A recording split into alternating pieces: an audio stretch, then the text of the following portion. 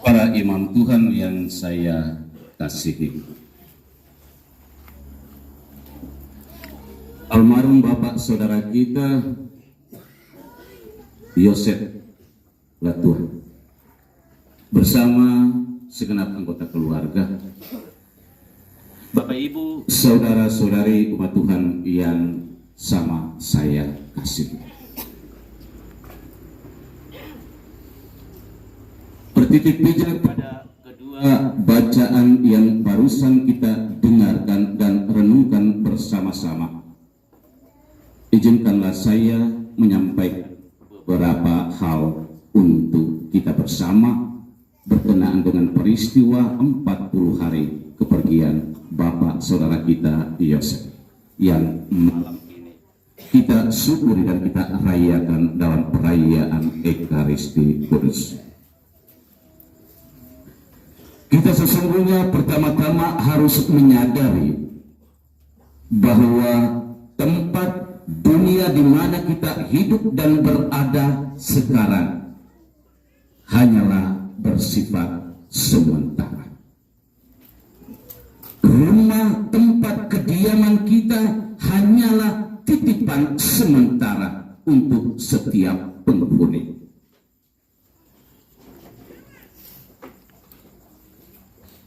Bapak Saudara kita Yosef Latuan, rumah tempat kediamannya ini hanyalah bersifat sementara. 40 hari yang lalu rumahnya dibongkar oleh Tuhan sendiri dan Tuhan mengantar ke tempat tujuan yang terakhir, tempat kehidupan yang kekal. Ketika rumah tempat kediaman kita dibongkar, yang dibawa serta ke tempat kediaman yang terakhir hanyalah diri kita sendiri. Segala sesuatu yang kita miliki hanyalah bersifat sementara dan ditinggalkan di dunia tempat kediaman kita itu. Ketika rumah kemah tempat kediaman kita itu dibongkar oleh Allah yang adalah pemilik atas hidup dan matinya kita manusia, kita diarahkan kepada tujuan yang terakhir. Bapak Ibu saudara-saudari, berkenaan dengan peristiwa kepergian Bapak Saudara kita Yosef Latuan 40 hari yang lalu, malam ini kita sekalian diingatkan oleh pesan sabda Tuhan untuk selalu berjaga-jaga. Berjaga-jaga berarti kita selalu siap diri, karena kita sesungguhnya belum tahu pasti kapan kemah rumah tempat kediaman kita itu dibongkar oleh Allah sendiri. Berjaga-jaga, siap. Itulah pesan Paulus dalam suratnya untuk kita sekalian pada malam hari ini. Karena itu, Bapak Ibu saudara-saudari, selama kita masih hidup dan berada di dunia ini, kita boleh makan, minum, tidur, bangun, berpesta, tetapi ingat, sadarlah diri kita masing-masing untuk selalu bersiap, berjaga-jaga. Kita bisa lengah dalam situasi ketika kita sedang berpesta pora, ketika kita bermental santai, ketika kita sibuk dengan urusan duniawi. Pikiran hati kita bisa dibelokkan bukan kepada tujuan kekal sebagaimana yang diharapkan oleh Tuhan yang adalah pemilik atas hidup dan matinya kita manusia. Ingat, 3 tempat yang menjadi penentu. 3 tempat yang menjadi penentu terakhir ketika kita mati. Surga, api neraka, dan yang satunya apa? Api penyucian. Siapa yang sudah lihat dan sudah alami 3 tempat ini? Sudah? Ya, baik. Mama sudah lihat dan Mama sudah alami dan sudah kembali. Kita hanya bisa lihat, kita alami 3 tempat ini. Ketika kemah rumah tempat kediaman kita itu dibongkar. Ada satu bapak, dia tanya saya, Pater, waktu kita mati, kita akan pergi ke 3 tempat ini. Surga, api penyucian, dan neraka. Tapi Pater, 3 tempat ini kita belum lihat dan kita belum alami. Lalu saya bilang, Bapak, supaya bisa lihat dan bisa alami, mati. Mati dulu. Mati dulu baru bisa lihat dan bisa alami. Kalau Bapak mau cepat untuk lihat dan alami, mati cepat. Supaya bisa cepat lihat dan alami.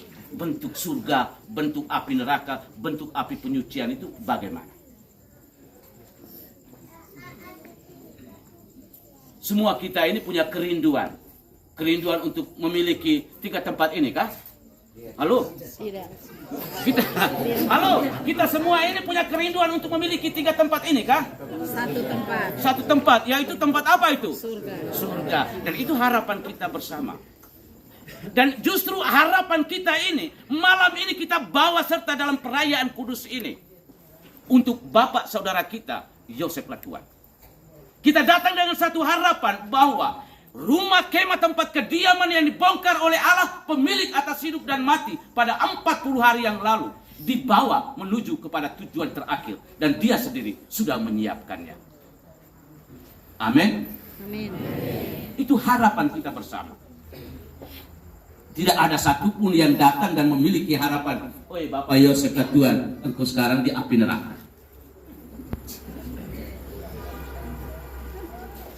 Pasti keluarga, anak-anak, cucu, istri mengharapkan itu tempat, satu tempat saja, yakni surga.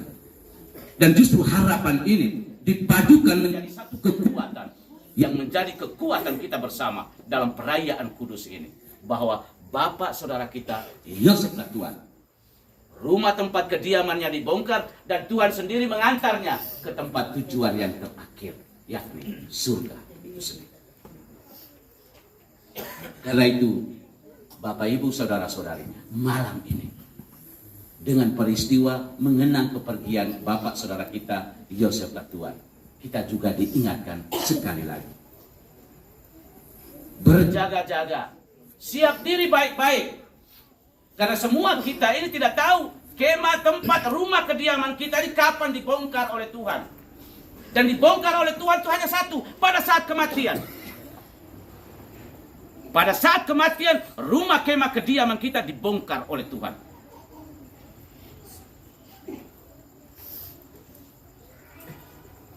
Tuhan sudah bongkar semua. Dan dia bawa serta. Yang dia bawa serta itu siapa? Orangnya. Orangnya yang dibawa. Dan yang lain-lain itu ditinggalkan.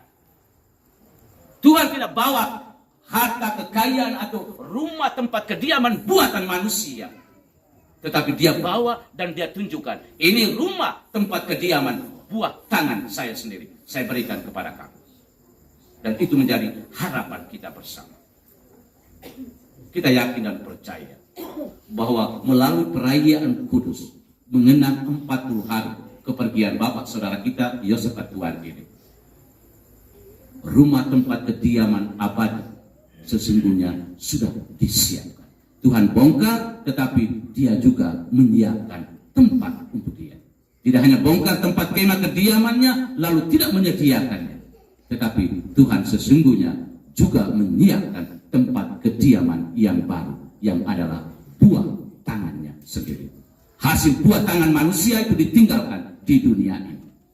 Yang sekarang yang dimiliki adalah hasil tangan buatan Allah itu sendiri.